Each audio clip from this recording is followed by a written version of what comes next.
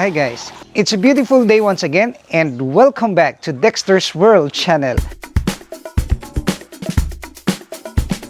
There is time for everything. There is time to build.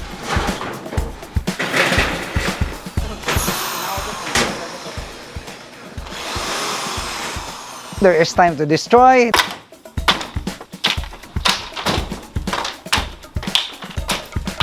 There is time to plant. There is time to harvest.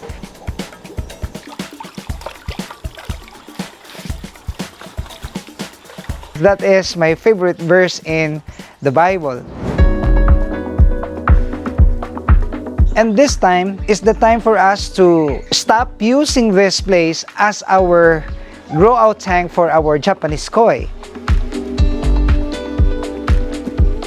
Because I would like to convert this into a big aviary, and this is my intention. And I just waited for quite some time to grow this Japanese koi. And by the way, these are the Japanese koi that we have produced out of the breeders of my friend Arcel. That was filmed actually 3 months ago.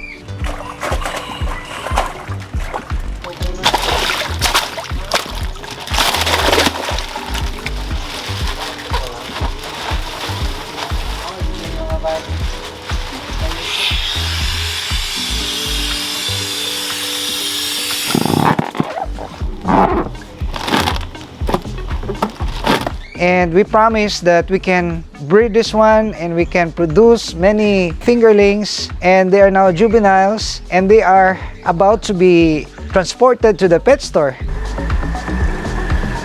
Well, you know that we have this pet store, pet shop business, and we breed our koi, we sell different types of fish.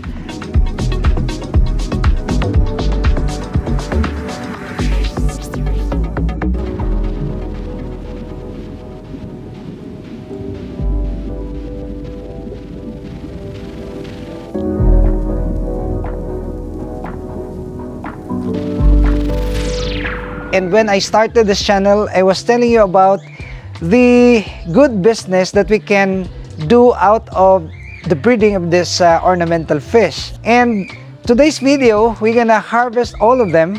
I mean, we can put them in a plastic bag. And I would like to say something also about the tips on how to do these things. Of course, if you are going to harvest your Japanese koi, you refrain from giving food. And number two, you will put them in a container which has new water and aged water.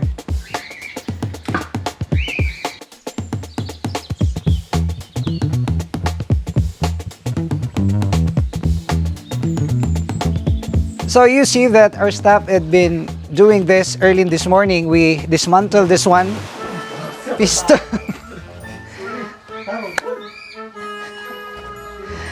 I'm sorry. Okay. Ano sa to? Bigadali ko, maliit ako ang opisina. And you will see that our staff had been doing great, and we dismantled this one, the walls of this made of bamboo. And this is the end of the use of this fish tank. But we can convert, as what I have said earlier, we can convert this into a beautiful aviary. And I already mentioned to you about this one in my previous videos. We're gonna be building a good aviary right here where our African lovebirds can just freely fly in colony. And that's my dream. And we will go back to the Japanese koi. Of course, our Japanese koi are too small. And maybe you are concerned about why are you harvesting this one when they are just very small. Well, there are also customers that want to also have this juveniles of this Japanese koi. And in fact, this is very saleable. And half of this population were thrown in the mud pod. We are also set to harvest that in the next coming months, and you will see their growth. So we will do now the counting. We will do the counting. And we will place them in the plastic container. Toto, can you please do this? Be careful. You put some new water in that plastic container and we will put all this fish. And then you will see that in this plastic containers, we have this oxygen. We cannot anymore carry the oxygen tank, so we place the oxygen in this plastic, and then we will just transfer this into the plastic which has fish. And this is the innovation also that we can share with you, that if you cannot carry your oxygen tank because it's too heavy, then you can adopt this method. You can just put the oxygen in the plastic for us to conveniently transport them. So this is it. We will count.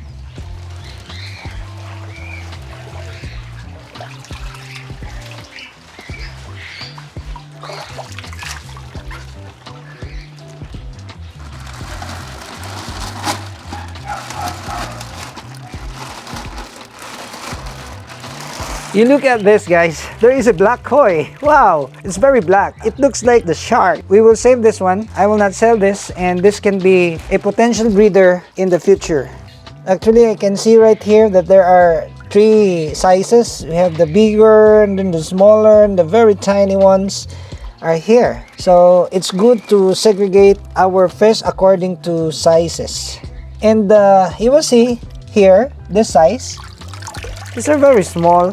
This can be sold at 10 pesos, and 5 of this will be sold at $1, so that's 50 pesos. This is good enough. We don't spend too much about the food because we're just, gathering dapnya, and also we are not using the electricity because this tank has very small population, so we will not anymore use the air pump. We can just feed them every morning with dapnya, and this is it, and we can already produce bigger kois. But I'm not satisfied with the growth, of course, because I said that this Japanese koi are really very suitable in the mud pan, because the mud pan has many nutrients, minerals down under, and they can eat whatever food they want. This is actually the downside also of putting this in the concrete tank. You will put all this in the plastic. You will not anymore count that because I'm running out of time. I'm going to the office.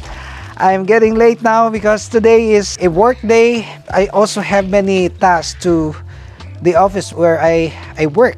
So it's just a matter of maximizing your time and scheduling properly so that we can execute all the things that we have in mind, is to make some good plans.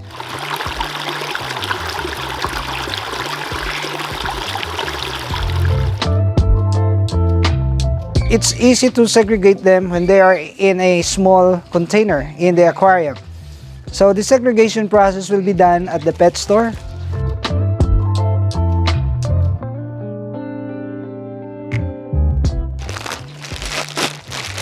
We will now put the oxygen here inside. So this is how we do this.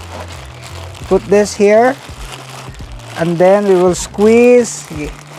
We'll squeeze that so that the air will flow in.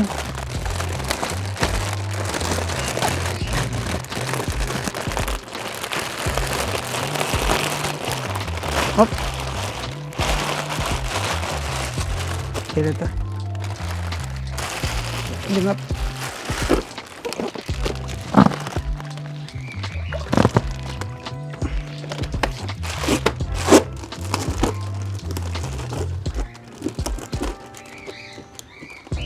And then, since they are small, we have to secure the edges of this just like that, because they will be stuck in here and they will die. So this is the purpose of this. In our future videos, we're gonna be reviving our breeding of this different types of fish, and that's what you can expect on this channel. We will again be telling you about the breeding of these different types of fish, ornamental fish, and that's gonna be exciting.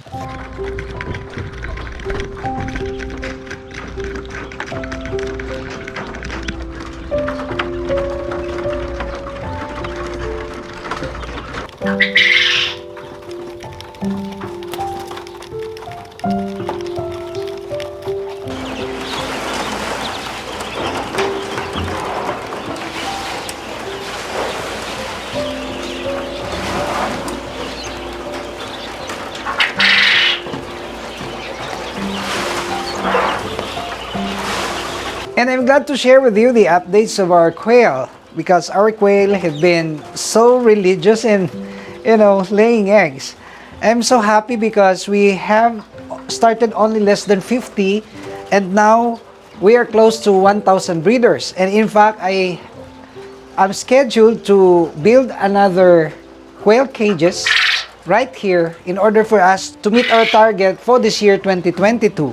You will see that they are eating this azolla. I've been so eager to share with you about the use of this azolla and the nutrients that our quail can get out of this very prolific fern. I'm so happy because it gives us a very, very good result. And you will see right here that we have so many eggs. Okay. And we are set to put this inside the incubator. You see, there are so many eggs. We have how many trays? 1, 2, 3, 4, 5, 6, 7. And some eggs right here, I think. 8. Wow. 8 trays. So this will total to 8 times 3, 240, I think.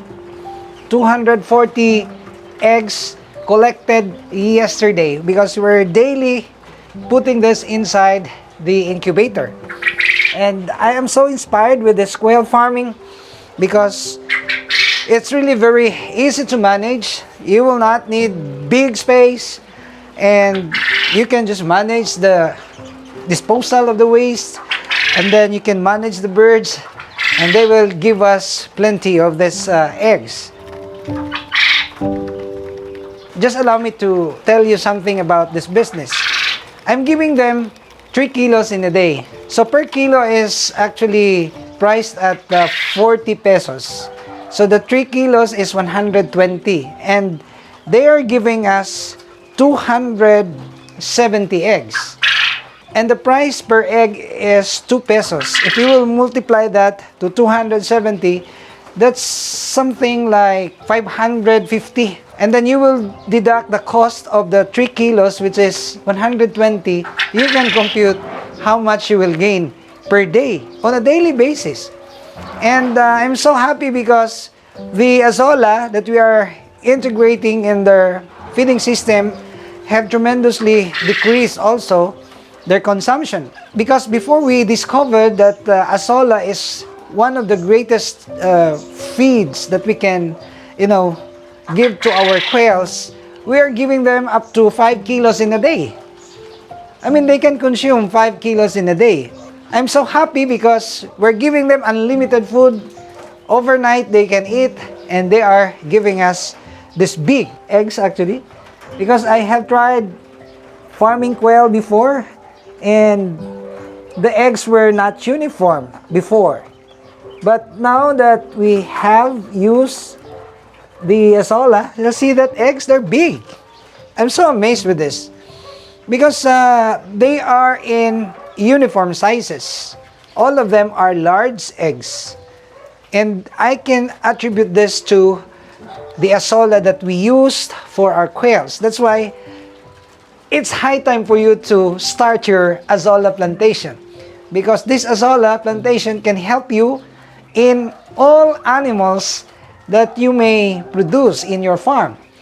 You may have the goats, you have this rabbits, you have this birds, African parakeets, and even this quails, and the chickens, of course. This is an encouragement. I would like to encourage you.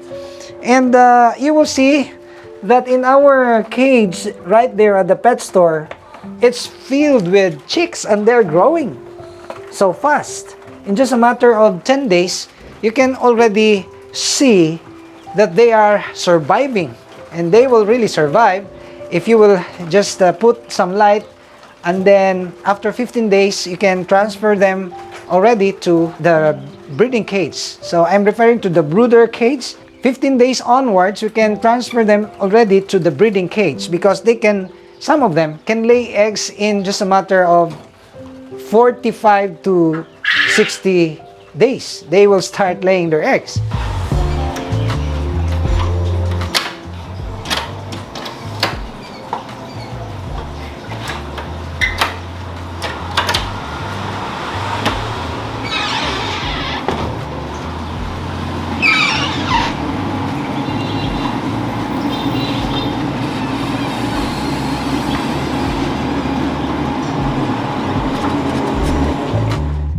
So you see that our incubator had been loaded with these quail eggs. In fact, I don't have any more space where to put our hatch or our eggs every day. And I am flooded with eggs from the ducks, from the chickens, and from the quails.